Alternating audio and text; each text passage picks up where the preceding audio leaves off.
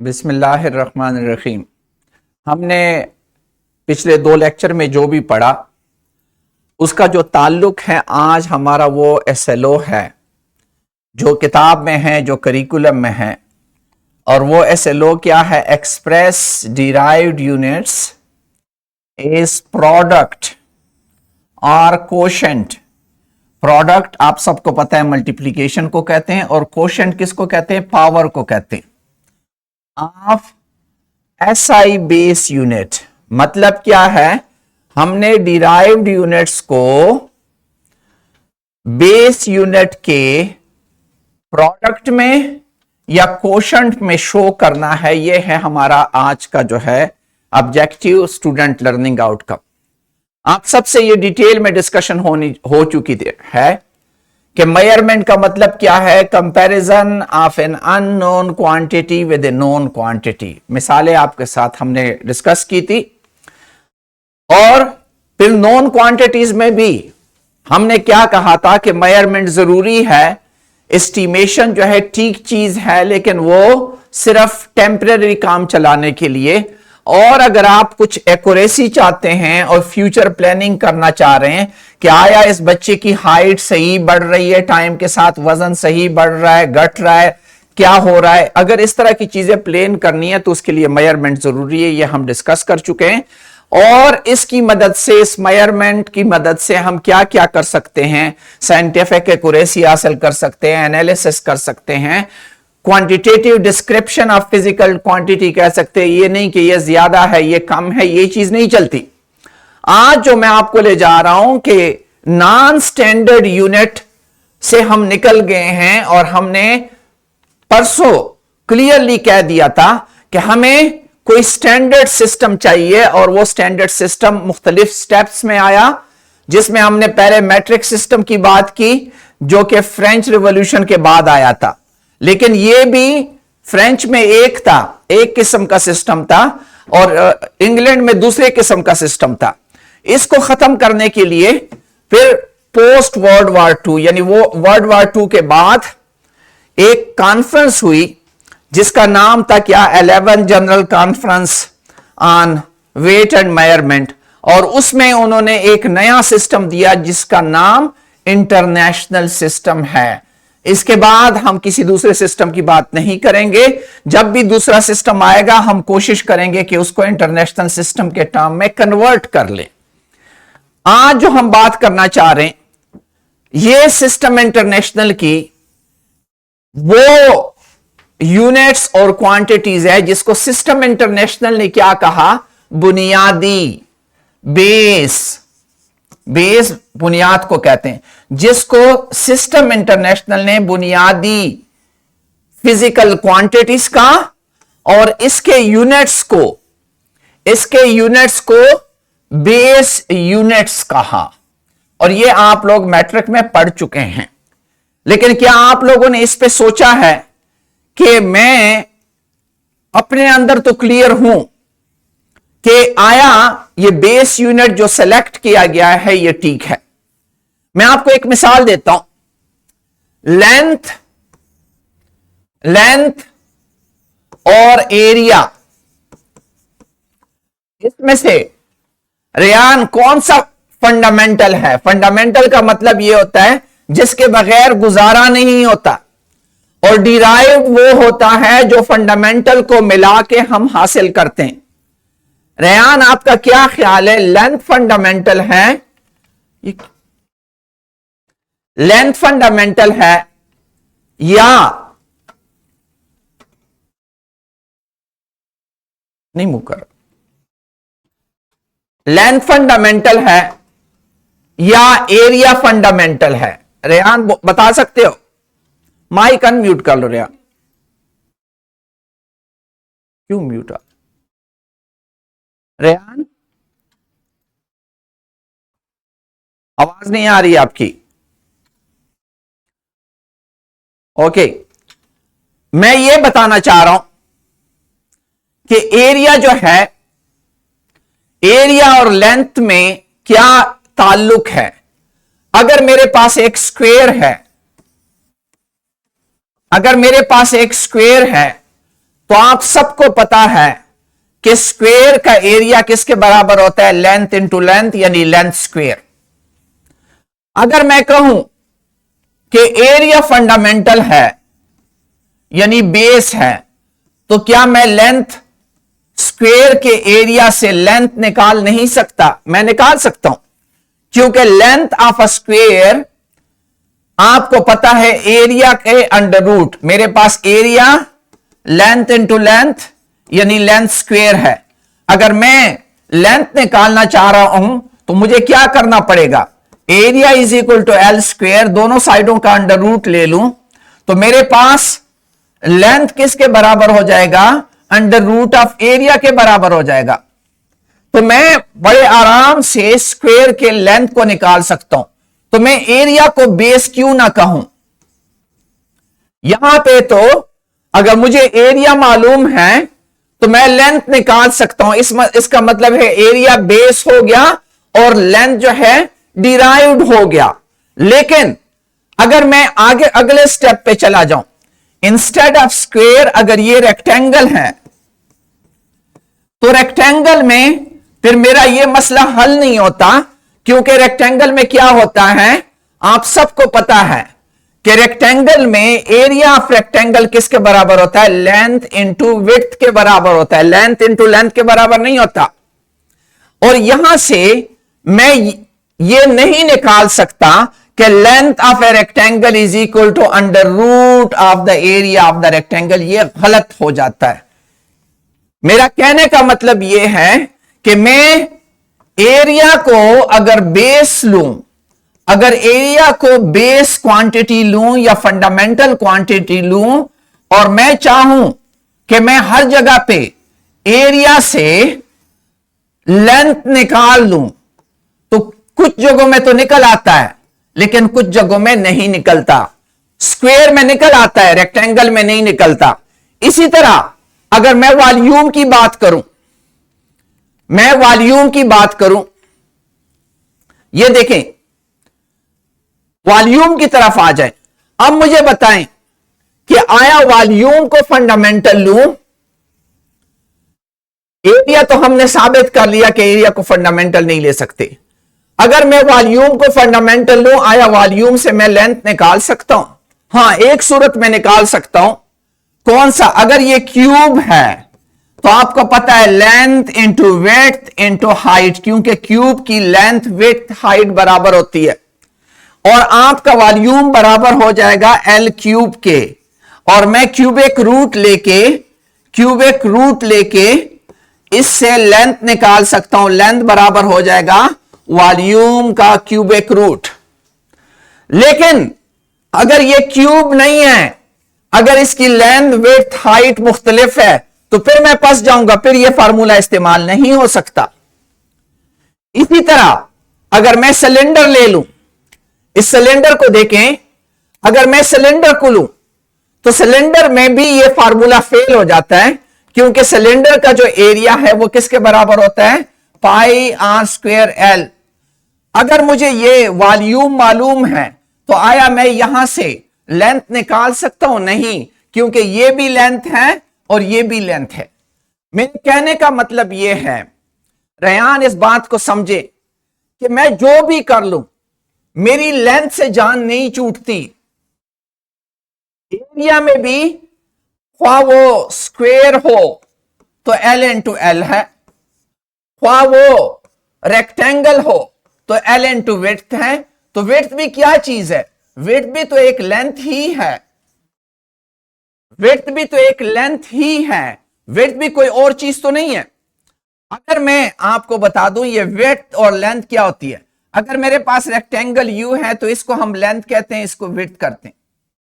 अगर मैं इसके छोटे छोटे पीसेस कर लूं, इस तरह के पीसेस कर लूं, तो मुझे बताएं इस रेक्टेंगल का लेंथ कौन सा होगा? यही विड्थ इसका लेंथ बन जाएगा और ये साइड उसकी विड्थ आ जाएगी। मेरा कहने का मतलब यह है कि ये लेंथ और विड्थ दोनों एक ही चीज हैं, सिर्फ वो इस पे डिपेंड करता है, जो लंबा है उसको हम लेंथ कहते हैं, जो छोटा है उसको हम विड्थ कहते हैं। इसी तरह ये रेडियस भी क्या है? ये भी एक लेंथ है। तो आप इस चीज को समझ गए होंगे कि कुछ चीजें बिल्कुल बुनियादी हैं। लेंथ से मैं जितना भी जान छुड़ाऊं कि मैं लेंथ को बेस नहीं लेता, मैं लेंथ को फंडामेंटल नहीं लेता, मैं एरिया को फंडामेंटल लेता हूं, मैं वॉल्यूम को फंडामेंटल, तो आप कुछ जगहों पे कामयाब हो जाएंगे लेकिन दूसरी जगह पे फंस जाएंगे। इस वजह से मैं आपको बताना चाह रहा हूं कि ये जो हमारे एसआई सिस्टम है, एसआई सिस्टम में लेंथ हमारा फंडामेंटल या बेस क्वांटिटी क्यों है? क्योंकि बेस क्वांटिटी ऐसा होता है जिसके बगैर गुजारा ही नहीं होता, उसको हम बेस क्वांटिटी कहते हैं। इसी तरह दूसरी बेस क्वांटिटी मास है। आप मास से जान नहीं छुड़ा सकते, वेट को इसकी जगह पे नहीं ले सकते। अगर आप वेट लेते हैं तो यहां पे तो आपका काम कर लेगा, लेकिन जब आप न्यूटन लॉ में जाएंगे तो फिर क्या करोगे? फिर फंस जाओगे। इसी तरह तीसरी चीज, मुझे लेंथ भी मालूम है, मुझे मास भी मालूम है, लेकिन टाइम के बगैर मेरा गुजारा नहीं होता, मैं चीजों को नहीं बना पाता। टाइम जरूरी है, क्योंकि स्पीड जब आएगी तो या तो मुझे स्पीड को फंडामेंटल लेना होगा या टाइम को फंडामेंटल लेना होगा। मेरा कहने का मतलब यह है, ये जो 7 क्वांटिटीज ली गई हैं, इनके बगैर गुजारा नहीं होता। ये हमने वो क्वांटिटीज ली हैं जो हर जगह पे प्रोमिनेंट हो और वो दूसरों जगह दूसरी चीज से नहीं बनते, बल्कि ये बुनियादी हैं, बुनियादी, ये बेस है, ये फंडामेंटल है। आज जो हम बात करना चाह रहे हैं, जो हमारा एसएलओ था, एसएलओ में हमने ये तो क्लियर कर लिया कि ये हमारी बुनियादी क्वांटिटीज हैं, ये उनके एसआई यूनिट्स हैं जिनके नाम है metre, kilogram, second, ampere, kelvin, mole, candela, और ये उनके सिंबल्स हैं। हमारे अक्सर बच्चे सेकंड की जगह एससी इस्तेमाल करते हैं, ये गलत है। किलोग्राम की जगह स्मॉल केजी इस्तेमाल करते हैं, ये गलत है। मीटर की जगह कैपिटल एम इस्तेमाल करते हैं, ये गलत है। याद रखें, ये जो भी चीजें आपको नजर आ रही है, इसको एज इट इज इस्तेमाल करना है। अगर आप एमसीक्यूज वगैरह में आपके पास आ जाए कि मीटर का सिंबल क्या है, कैपिटल एम या स्मॉल एम, और आप ये क्लिक करेंगे तो ये गलत है, क्योंकि ये जो नाम दिए गए हैं और सिंबल दिए गए हैं, ये आपको पता है कि 11 इंटरनेशनल कॉन्फ्रेंस में सारी दुनिया इस पे एग्री हो गए थे, सारे साइंसदान इस पे एग्री हो गए थे। आज जो हमारा टॉपिक है, जिसकी तरफ हम आना चाहते हैं कि डिराइव्ड यूनिट्स को हम कैसे करेंगे। मैं आपको एक क्वांटिटी बताना चाह रहा हूं। मुझे पता चल गया कि लेंथ, मास, टाइम, ये मेरे फंडामेंटल है। अब मेरे पास एक क्वांटिटी आ जाती है स्पीड। आया स्पीड को मैं फंडामेंटल कहूं या मैं इन फंडामेंटल को आपस में मिला के इसको बना सकता हूं? आप खुद देखें, आप लोगों ने 9th में पढ़ा है कि speed is the distance cover divided by time. अगर मुझे डिस्टेंस मालूम हो जाए, यहां से लेकर यहां तक गाड़ी गई, कितना फासला कवर किया? 10 किलोमीटर। कितने टाइम में कवर किया? 20 मिनट्स में कवर किया। तो क्या मैं स्पीड निकाल नहीं सकता? मैं आराम से डिस्टेंस और टाइम, यानी डिस्टेंस क्या है? ये लेंथ ही है। लेंथ और टाइम को मिला के, जो कि ये भी बेस क्वांटिटी है और ये वाली भी बेस क्वांटिटी है, तो दो बेस क्वांटिटीज को मिला के हमने क्या बना लिया? एक और क्वांटिटी बना ली जिसका नाम है स्पीड। तो स्पीड क्या हुई? कौन सी क्वांटिटी हुई? स्पीड हुई बेस क्वांटिटी।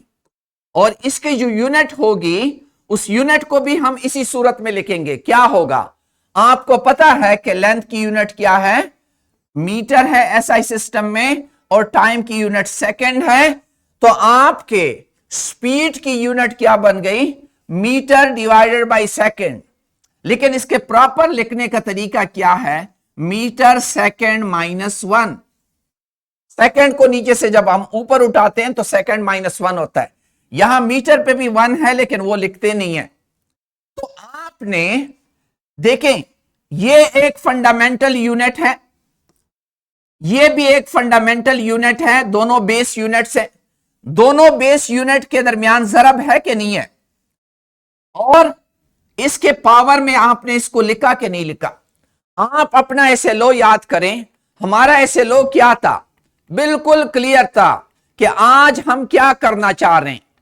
हमारा एसएलओ था कि हम डिराइव्ड यूनिट को product and quotient of SI base units लिखना चाहते हैं। तो हमारी जो स्पीड है उसकी जो यूनिट है मैंने आपको बताई, वो मीटर ज़रबे सेकेंड -1 के बराबर हो गई।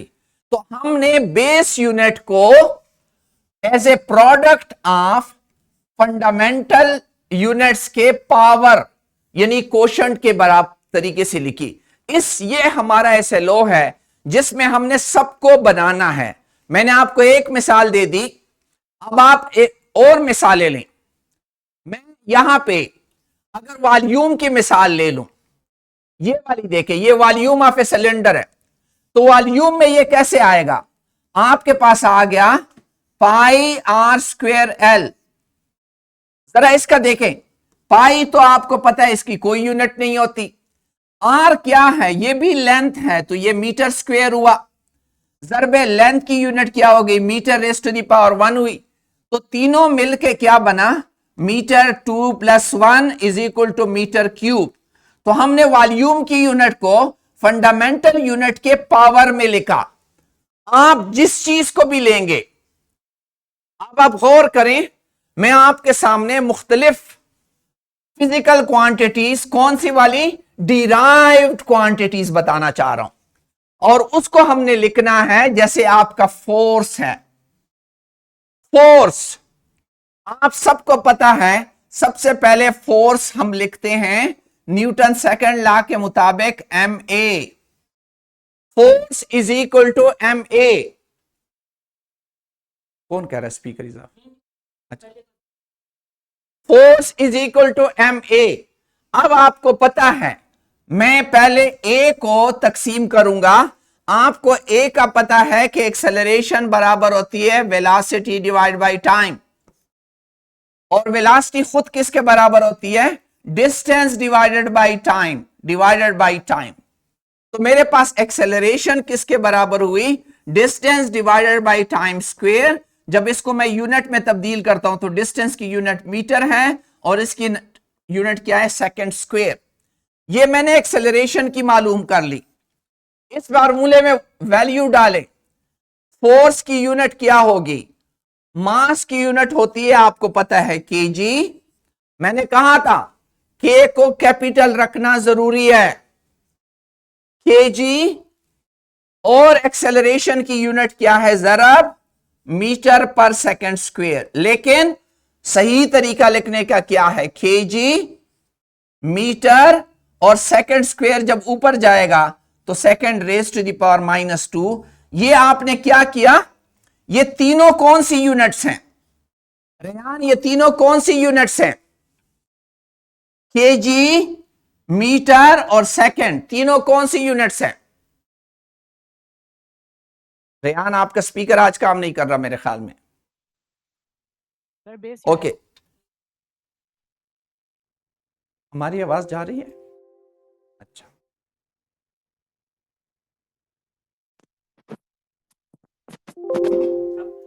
रेहान आवाज आ रही है? जी सर आ रही है। अच्छा, मुझे बताएं, जो मैंने अभी लिखा F = ma, ये समझ आई ना, ये तो न्यूटन सेकंड लॉ आपको पता है। यस समझ आ गया। अच्छा, अब हम क्या करते हैं, मास और एक्सेलरेशन को लिखते हैं वेलोसिटी डिवाइडेड बाय टाइम, और फिर इसको फर्दर डिवाइड करते हैं, वेलोसिटी को distance divided by time, divided by time, और हमारे पास आ जाता है mass into distance divided by time square. और इसमें जब हम यूनिट लिखते हैं तो मास की यूनिट केजी और डिस्टेंस की यूनिट मीटर और टाइम की यूनिट सेकंड स्क्वायर, और इससे मेरा बना केजी मीटर सेकंड -2। रेहान आपने ये बताना है कि ये तीनों यूनिट्स क्या हैं, केजी क्या है, फंडामेंटल है कि नहीं, बेस यूनिट। fundamental base. हाँ, और मीटर भी और सेकंड भी। तो हमने बेस यूनिट के ज़रब और पावर में किसको एक्सप्रेस किया? फोर्स के यूनिट को किया, जो कि आप लोगों को बताया गया है कि क्या है, न्यूटन कहलाता है। वो क्या कहलाता है? न्यूटन। न्यूटन बराबर हो गया kilogram metre into second raise to the power -2। तो हमने ये जो चीज की है, ये उस से लो की कंप्लीशन है, जिसमें हमने डिराइव्ड यूनिट्स को in terms of power of fundamental units लिखना है। और आपको पता होना चाहिए कि इस किलोग्राम के ऊपर भी 1 है और इस मीटर के ऊपर भी 1 है। इसी तरह अगर आप वर्क को निकालते हैं तो वर्क का क्या होगा? यही तरीका करें, जरा वो करें, व्हाइट करें, व्हाइट बोर्ड मुझे दे। व्हाइट का उसका क्या होगा? वर्क का, शाबाश, वर्क का आएगा, वर्क इज इक्वल टू, आपको पता है, फोर्स इंटू डिस्प्लेसमेंट। पहले इसको डिवाइड करें, क्या हो जाएगा? एम ए, क्योंकि फोर्स बराबर एम ए है, इंटू डिस्प्लेसमेंट को आप आपकी मर्जी डायरेक्टली लेंथ से शो करते हैं, डी से शो करते हैं, तो ये लेंथ ही है। डिस्प्लेसमेंट क्या होती है? लेंथ ही होती है। तो ये क्या हो गया? Mass into acceleration. अभी थोड़ी देर पहले आप लोगों ने distance divide by time square किया इंटू एल। तो ये डिस्टेंस और एल का मतलब सेम है, तो आप जब यूनिट लगाएंगे तो यहां केजी हो जाएगा और यहां क्या हो जाएगा? मीटर हो जाएगा। ऊपर metre divide by second square. अगर इसको इकट्ठा कर ले तो आपको समझ आती है, इस मीटर के ऊपर भी 1 है, इसके ऊपर भी 1 है, तो ये क्या हो जाएगा? Metre square. और इस सेकंड को जब ऊपर ले जाते तो सेकंड -2। अभी आपको समझ आ गई कि ये देखें, वर्क जिसका यूनिट जाउल कहलाता है, जिसका सिंबल जे है, वो kilogram metre square into second raise to the power -2 में कैसे लिखा गया? आपको सिर्फ पावर का फार्मूला आना चाहिए। क्या है पावर का फार्मूला रेयान? Sir, हाँ। power is equal to हाँ, FD हाँ, work done per unit time, unit work done in unit time. Unit time. अब वर्क डन अभी हमने किया, वो क्या था? F S divide by T. और एफ का हमने किया क्या था? M A into S divided by T. और ए का हमने किया कि वो क्या है? Distance divided by time square into distance divided by T. और इससे आ जाएगा M D square divide by T cube. और एम क्या होता है? किलोग्राम, और डिस्टेंस स्क्वायर मीटर स्क्वायर। और ये जब क्या आ जाएगा? सेकंड क्यूब नीचे आ जाएगा। जब हम इसको ऊपर उठाते हैं तो केजी मीटर स्क्वायर सेकंड -3। ये देखें, ये इसकी तरह आ गई। आपने ये सारे एग्जैक्टली इसी तरीके से सारे खुद निकालने। जैसे ही आपके पास कोई यूनिट आता है, आप उसको खुद निकालें। और शुरू कहां से करोगे? उसके इक्वेशन से शुरू करोगे। जब उस क्वांटिटी की डिफिनीशन आपको नहीं आएगी तो आपको समझ नहीं आएगी कि मैं यूनिट कैसे निकालूं। यह है वो तरीका जिस पे हमने काम करना है, क्योंकि हमें थ्रू आउट डिराइव्ड यूनिट सामने आएगी। आगे जो आर्टिकल है फर्स्ट ईयर में, डायमेंशनल एनालिसिस, सिग्निफिकेंट फिगर, उस सारी चीजों में इनका इस्तेमाल होगा। मैं बार बार इस्तेमाल करूंगा।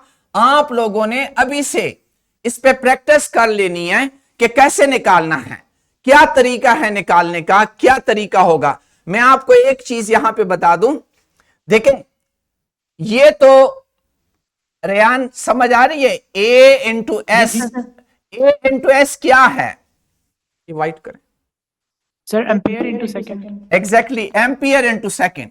लेकिन जरा गौर से देखें, ये वाली जो चीज लिखी गई है, ये क्या है?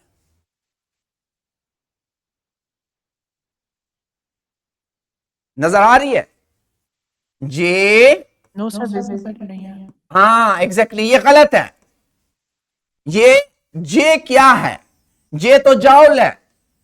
Joule. जाउल तो फंडामेंटल है ही नहीं। जाउल तो फंडामेंटल है ही नहीं। तो आपने खुद पोटेंशियल डिफरेंस के लिए निकालनी है कि क्या है। पोटेंशियल डिफरेंस का आपको फार्मूला आना चाहिए, तरीका आना चाहिए। अगर अभी नहीं, आप लोगों ने 10वीं में पढ़ा भी है, अगर नहीं भी आता, मैं आपको बता दूं, potential difference is work done per unit charge होता है।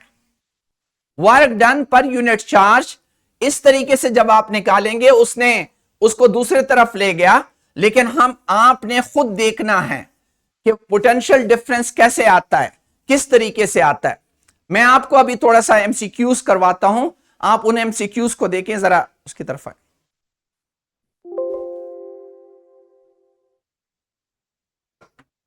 एमसीक्यूज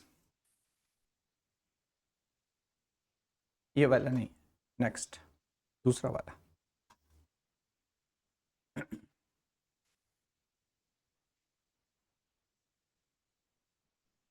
जरा गौर से देखें, स्टार्ट से लें, आंसर रहने दे, खैर कुछ नहीं होता। अच्छा देखें, सवाल को देखें, which of the following is a fundamental quantity?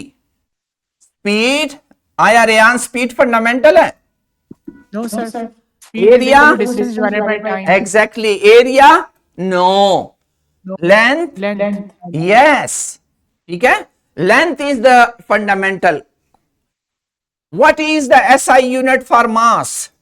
Kilogram. Kilogram, exactly, ये सारा आपको। अच्छा, विच of the following is the SI base unit for temperature? Kelvin. हाँ, सेल्सियस नहीं है, ये ख्याल रखें। अक्सर बच्चे सेंटीग्रेड लिख लेते हैं, क्योंकि हम कॉमनली सेंटीग्रेड या फ़ारेनहाइट इस्तेमाल करते हैं। एसआई सिस्टम में kelvin is the fundamental unit. आगे देखें, which of the following SI unit is used to measure electric current? Volt, watt, ampere, ohm. आप सबको पता है कि करंट किस में नापा जाता है। Ampere. अब उसने फंडामेंटल और बेस की बात नहीं की, उसने करंट का यूनिट पूछा है।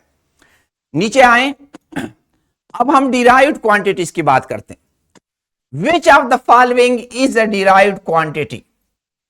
टाइम, मास, लेंथ, वेलोसिटी। समझ आ रही है ना? Velocity. वेलोसिटी, क्योंकि velocity is made of distance and time. What is the derived unit for area in SI system? अभी मैंने डिराइव किया था ना, मीटर स्क्वायर था कि नहीं? ये ना हो कि मीटर क्यूब लिख ले, क्योंकि आपके दिमाग में फौरन फार्मूला आना चाहिए कि area is length into width. इसमें दो लेंथ आ गई हैं, और दो लेंथ आने की वजह से ये मीटर स्क्वायर है। How is volume express in SI system? आपको मैंने बताया इसमें तीन लेंथ आती है, length into width into height. तो तीन दफा जब लेंथ आती है तो वो क्या आ जाता है? Metre cube. देखें, लीटर भी वॉल्यूम का यूनिट है, गैलन भी वॉल्यूम का यूनिट है। ये लीटर और गैलन दोनों वॉल्यूम के यूनिट है, लेकिन ये एसआई सिस्टम में नहीं है। लीटर और gallon, litre foot pound British system में था, गैलन भी ब्रिटिश सिस्टम में था, लेकिन उसने सवाल पूछा है किस चीज का कि एसआई सिस्टम में ये यूनिट कौन सी है? तो एसआई सिस्टम में ये मीटर क्यूब है। विच of the following is derived unit for speed? देख लें, मीटर पर सेकेंड, किलोग्राम पर मीटर। अब आपको समझ आती है, सीधा सीधा आपके दिमाग में फार्मूला चल पड़ा है कि क्या है आपकी स्पीड की यूनिट, क्या होनी चाहिए। ओके, नीचे जाए। अच्छा, नीचे जाए। why is length consider a base quantity and area a derived? ये जो अभी मैंने आपको करवाया कि why is length consider, आप जरा देखें, length is measured in smaller unit, ये आंसर ठीक है। area can be calculated by multiplying two lengths. Length is more important than area. Area is measured directly while length is not. कौन सा ठीक होगा? Sir, तो पता है, हमने डिराइव्ड यूनिट की डिफिनीशन ये की थी। derived quantities are a product of base quantities. Exactly. Product or हाँ, तो एरिया जो है, area can be calculated by multiplying to lengths. तो इसमें जो जिन क्वांटिटीज को आपस में आप मल्टीप्लाई करते हैं वो बेस होता है, और जो नई चीज बनती है वो क्या होती है, डिराइव्ड होती है। नीचे आए, which of the following is not a base unit in SI system? Metre, second, newton and kelvin. आपको पता है केल्विन टेम्परेचर का यूनिट है, सेकेंड टाइम का है, और ये इसमें न्यूटन जो है वो सिर्फ वो डिराइव्ड यूनिट है और कोई चीज डिराइव्ड नहीं है। Energy, okay, force is derived quantity, what is it's SI unit? तो आपको देखना है कि फोर्स की डिराइव्ड यूनिट का क्या नाम है, ये आपके प्रैक्टिस से ऑटोमेटिकली आ जाता है। Energy is derived quantity, what is it's SI unit? Energy की यूनिट क्या होती है? आपको पता है कि जाउल है, जाउल है। तो मेरा कहने का मतलब यह है, रयान आपने यही ये सेलो डालना है, चैट जीपीटी में डालना है, ये मैंने आपको दिए, आपने चैट जीपीटी में डाल के ये सेलो करके 20 और क्वेश्चन निकालने हैं और उनके आंसर्स पे सोचना था कि आपको कभी भी कैलकुलेशन में मसला ना आए। दूसरी बात, फिजिकल क्वांटिटीज को निकालो, जिस तरह मैंने पोटेंशियल डिफरेंस आप पे छोड़ी हुई है, पोटेंशियल डिफरेंस की खुद निकालो कि एसआई में क्या है, जॉल नहीं इस्तेमाल होना चाहिए, एसआई में क्या है। आप इसको करेंगे, इस पे इतनी ज्यादा प्रैक्टिस होनी चाहिए, इतनी ज्यादा आपकी प्रैक्टिस होनी चाहिए कि आपको दोबारा डिराइव्ड यूनिट निकालने में या उसके रिलेटेड कोई एसएलओ आए तो आपको मसला ना हो। कोई क्वेश्चन है तो please, any question? No, sir, clear. Okay, हम आगे अभी नहीं जाएंगे, आप लोग आपने प्रैक्टिस करनी है। अगला टॉपिक चूंकि टोटली इंडिपेंडेंट टॉपिक है, उसको इंशाल्लाह कल पढ़ेंगे।